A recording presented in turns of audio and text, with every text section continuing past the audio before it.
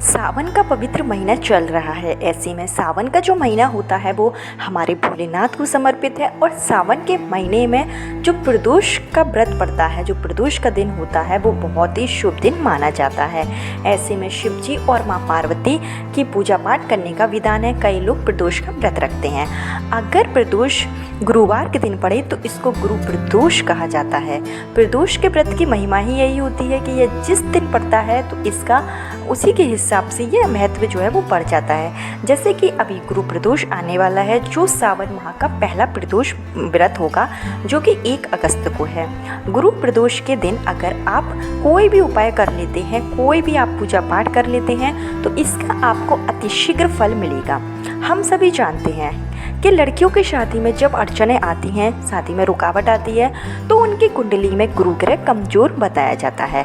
साथ ही साथ अगर लड़कों की शादी में रुकावट आती है तो उनकी कुंडली का शुक्र ग्रह कमज़ोर बताया जाता है। और भी कई कारण होते हैं जिसके कारण शादी में रुकावट आती है। हो सकता है कि आपके घर में पितृदोष हो। जब घर में पितृदोष होता है तो घर के सभी मांगलिक कार्य रुक जाते हैं। ऐसे में शादी विवाह में अड़चनें आती हैं। या हो सकता है कि आप पर नज़र दोष हो, या फिर किसी ने आपका जो लग्न है वो बांध दिया हो। ये सब कारण होते हैं जिसके कारण शादी विवाह में अड़चनें आती हैं।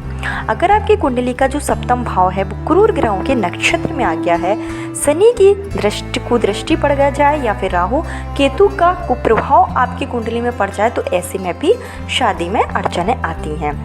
कई बार आपने देखा होगा कि रिश्ते तो बहुत आते हैं, लेकिन रिश्ते आपके लेवल के नहीं होते हैं। जो भी रिश्ता आपको पसंद आता है तो सामने वाले का पॉजिटिव रिस्पॉन्स आपको नहीं मिलता है। कई बार आपने देखा होगा कि कई घरों में शादी की तैयारी हो जाती है, शादी की डेट तक फाइनल हो जाती है, और लास्ट मोमेंट पे शादी जो है वो टूट जाती है। तो ऐसा अगर आपके साथ भी हो रहा है, आपके घर में भी आपके बच्चे हैं जिनकी शादी की उम्र निकलती ही जा रही है, शादी की उम्र 30 साल 35 साल या फिर उससे भी अधिक हो गई है, और अभी तक अगर विवाह का मुहूर्त नहीं निकला है, विवाह संपन्न नहीं हो पा रहा है, विवाह के योग नहीं बन पा रहे हैं, आपने इसके लिए कई उपाय भी कर लिए हैं, कई आपने पूजा पाठ भी कर लिए है। घर में जो माता पिता हैं उन्होंने भी अपने बच्चों के लिए कई उपाय कर लिए हैं, पूजा पाठ कर लिया, लेकिन उसके बावजूद भी अगर आपको आपके कार्य में सफलता नहीं मिली है, आपके विवाह के योग नहीं बन पाए हैं, तो ऐसे में आप गुरु प्रदोष के दिन, गुरु प्रदोष जो कि सावन के महीने में पड़ रहा है, तो इसमें क्या है कि इसका महत्व और भी ज़्यादा बढ़ गया है। एक तो गुरु प्रदोष का महत्व बहुत ज़्यादा होता है, साथ ही साथ अगर यह गुरु प्रदोष सावन के महीने में है तो इसका महत्व और भी ज़्यादा बढ़ गया है। जैसे कि अगर आप इस दिन छोटा सा उपाय कर लेते हैं, अगर आप विधि विधान से पूजा अर्चना कर लेते हैं, तो निश्चित रूप से आपके जो विवाह के योग हैं वो जल्दी से जल्दी बन जाते हैं। आपकी कुंडली में जो भी दोष होता है वो अति शीघ्र समाप्त हो जाता है, और आपकी मंगलमय शादी के योग बनने शुरू हो जाते हैं। घर में शादी के रिश्ते आने भी शुरू हो जाते हैं। तो किस तरीके से आपको उपाय करना है, क्या क्या चीज़ों की आपको ज़रूरत पड़ेगी, किस शुभ मुहूर्त में आप उपाय करें, संपूर्ण जानकारी आपको इस वीडियो में दी जाएगी। लेकिन आगे वीडियो शुरू करने से पहले हमेशा की तरह आपसे मेरा निवेदन है कि अगर अभी तक आपने मेरा चैनल छोटी बहू डेली टिप्स को सब्सक्राइब नहीं किया है तो चैनल को सब्सक्राइब जरूर कर लीजिए। वीडियो पसंद आए तो लाइक कीजिए, और कमेंट बॉक्स में हर हर महादेव या जय माँ लक्ष्मी जरूर लिखिए, जिससे कि माँ लक्ष्मी की कृपा आप पर और आपके पूरे परिवार पर हमेशा के लिए बनी रहे। तो आपको बता दें कि जो गुरु प्रदोष का उपाय है वो बच्चे स्वयं कर सकते हैं। मतलब जिस भी लड़के या लड़की की शादी में रुकावट आ रही है तो लड़के लड़की अपने विवाह के लिए इस उपाय को कर सकते हैं। किसी कारण से अगर बच्चों के पास समय नहीं है, बच्चे बाहर पढ़ रहे हैं, जॉब कर रहे हैं, लेकिन वो चाहते हैं उपाय करना और समय नहीं होने के कारण उपाय नहीं कर पा रहे हैं, तो उस स्थिति में उनके जो माता पिता हैं वो इस उपाय को कर सकते हैं। खास करके अगर माँ इस उपाय को करती है तो आपका जो उपाय है वो अतिशीघ्र फलीभूत हो जाएगा, और जल्दी से जल्दी आपके विवाह की जो बाधाएं हैं वो दूर हो जाएगी। देखिए, माँ अगर अपने बच्चों के लिए कोई भी उपाय करती है, पूजा पाठ करती है, तो वो उपाय जल्दी फलीभूत हो जाता है। उसके पीछे का एक कारण होता है कि जब बच्चे करते हैं तो थोड़ा सा विश्वास कम रहता है उनमें, क्योंकि आजकल की जनरेशन है तो बच्चों थोड़ा सा कम विश्वास करते हैं और पूरे विधि विधान से उपाय को नहीं कर पाते हैं, जिससे कि उपाय का जो फल है वो नहीं मिल पाता है। लेकिन अगर माँ उपाय करती है तो माँ जो होती है वो पूरे विधि विधान से करती है, पूरे विश्वास के साथ करती है, उसकी ईश्वर में आस्था होती है और अपने बच्चों के लिए करती है। तो हर माँ अपने बच्चों के लिए जो भी उपाय करती है वो अच्छे तरीके से ही करती है, जिससे कि जो उपाय होता है वो जल्दी फलीभूत हो जाता है। तो चलिए, माँ करें, माता पिता करें या फिर मतलब जो बच्चे हैं वो भी कर सकते हैं। किस तरीके से करना है वो मैं आपको अच्छे से बता देती हूँ। आपको क्या करना है कि गुरु प्रदोष के दिन, जो कि 1 अगस्त के दिन पड़ रहा है, 1 अगस्त 2024 में पड़ने वाला जो गुरु प्रदोष है, इसमें पूरे दिन सर्वार्थ सिद्धि योग रहने वाला है और ये बहुत ही शुभ समय होता है। तो आपको बता दें कि मैं इस वीडियो में आपको 2 उपाय बताऊंगी और दोनों ही उपाय आपको करना जरूरी है। सबसे पहले आपको क्या करना है कि सुबह आपको जल्दी उठ जाना है। ब्रह्म मुहूर्त में आप उठेंगे, यानी कि 5 से 6 के बीच में आपको उठ जाना है। स्नान आदि करके आपको साफ सुथरे वस्त्र जो है वो धारण कर लेना है।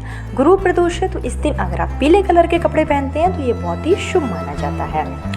इसके बाद आपको अपने घर के पूजा स्थल में एक देसी घी का दीपक जलाना है।